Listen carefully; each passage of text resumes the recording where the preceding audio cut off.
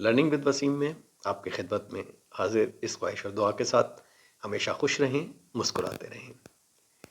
आप जानते हैं कि इन्वेस्टमेंट के लिए किसी मकसद का, किसी पर्पस का होना बहुत ज़रूरी है।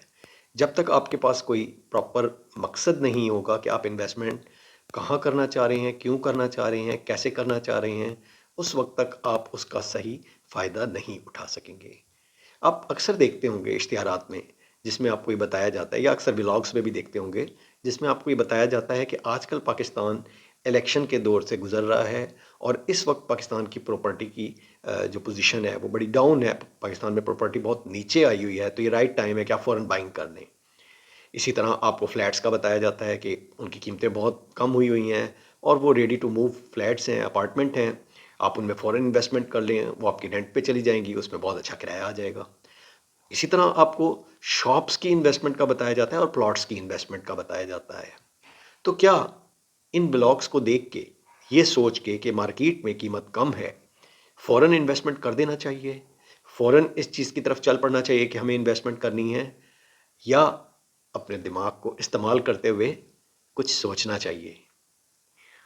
तो मैं आपको ये कहूँगा कि कुछ सोचिए, कुछ समझिए, वर्क कीजिए, फिर इन्वेस्ट कीजिए। ऐसा ना कीजिए कि फ़ौरन ही इन्वेस्ट की तरफ चल पड़िए कि आपको चीज़ सस्ती मिल रही है और आप इन्वेस्ट कर दें और बाद में वो आपके लिए मुश्किल का बायस हो जाए और प्रॉब्लम का बायस हो जाए। सो आज का मेरा टॉपिक इसी चीज़ के ऊपर है और आज मैं आपको बताऊंगा कि जब भी आपने प्रॉपर्टी परचेज़ करनी है, जब भी आपने प्रॉपर्टी को ख़रीदना है, तो ये सोचे बगैर, ये समझे बगैर कि उसका मकसद क्या है, वो आप क्यों ख़रीदना चाहते हैं, उससे क्या बेनिफिट आप लेना चाहते हैं, उसको किस इन्वेस्टमेंट की स्टेज पे आप ले जाना चाहते हैं, ये सब कुछ सोचे बगैर, वर्क किए बगैर, सिर्फ ये सुन के कि प्रॉपर्टी सस्ती हो रही है तो ये महंगी हो जाएगी, ख़रीद लें, ये बिल्कुल गलत तरीका है। सबसे पहले तो जब आपने प्रॉपर्टी खरीदनी है, इर्रेस्पेक्टिव कि मार्केट आपकी बहुत तेज़ है या बहुत स्लो है, सबसे पहले आपने ये जज करना है कि आप ये जो प्रॉपर्टी खरीदने जा रहे हैं, ये आप क्यों खरीद रहे हैं। आपने सोचना है कि क्या आपने ये प्रॉपर्टी इन्वेस्टमेंट के लिए ख़रीदनी है, आप इससे रिटर्न लेना चाहते हैं, यानी इसको लेके परचेज करके और कुछ टाइम रख के एंड देन सेल आउट करके इससे बेनिफिट लेना चाहते हैं, या इस प्रॉपर्टी को आप इसलिए लेना चाहते हैं कि आप इसको लेके रेंट आउट कर देंगे और एक रीजनेबल रेंट आपको मिलता रहेगा और उस रेंट का आप बेनिफिट लेते रहेंगे और अल्टीमेटली आपका कैपिटल गेन भी होता रहेगा। या फिर तीसरी सूरत ये भी हो सकती है कि आपने ये प्रॉपर्टी इसलिए लेनी हो कि आप उसमें अपना घर बनाना चाहते हो। तो ये तीनों सिनेरियो बिल्कुल मुख्तलिफ हैं।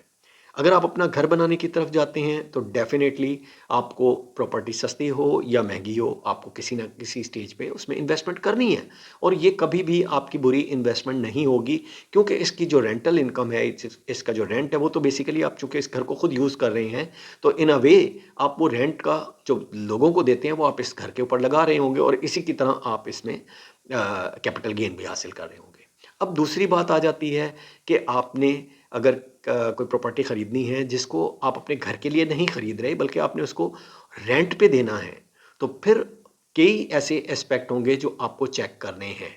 ये सोचे समझे बगैर कि ये चीज़ सिर्फ सस्ती मिल रही है, लेना कोई मसले का हल नहीं है। सम टाइम आप महंगी प्रॉपर्टी खरीदते हैं लेकिन वो आपके लिए बेनिफिशियल होती है, वो आपको रेंट का अच्छा रेट देती है। और सम टाइम अगर आप सिर्फ ऐसी प्रॉपर्टी उठा लेते हैं जो सस्ती ज़रूर होती है और इस पर्पज़ के लिए आप उठाते हैं कि इससे मैं रेंट हासिल कर सकूंगा, बट वो रेंट आप हासिल नहीं कर सकते क्योंकि वो उसकी लोकेशन ऐसी नहीं होती, या उसमें और कई ऐसी कबाहतें होती हैं जिसकी वजह से आप उससे प्रॉपर रेंट आउट या रेंटल इनकम नहीं ले सकते। और अगर रेंटल इनकम उसकी नहीं अच्छी होगी तो उसकी कैपिटल गेन भी उसी प्रोपोर्शनेट से बढ़ेगी, वो इमीडिएटली नहीं बढ़ेगी। थर्ड फिर आ जाता है कि आपने जो इन्वेस्टमेंट की है वो अगर आप किसी प्लॉट या किसी ऐसी जगह कर रहे हैं जिसको आप कुछ टाइम के लिए रख के और देन बेचना चाहते हैं, तो फिर अगेन ये सोचना ज़रूरी है कि जो प्रॉपर्टी आप ले रहे हैं, क्या ये अगर आपको सस्ती भी मिल रही है तो क्या ये आपको साल के बाद 20%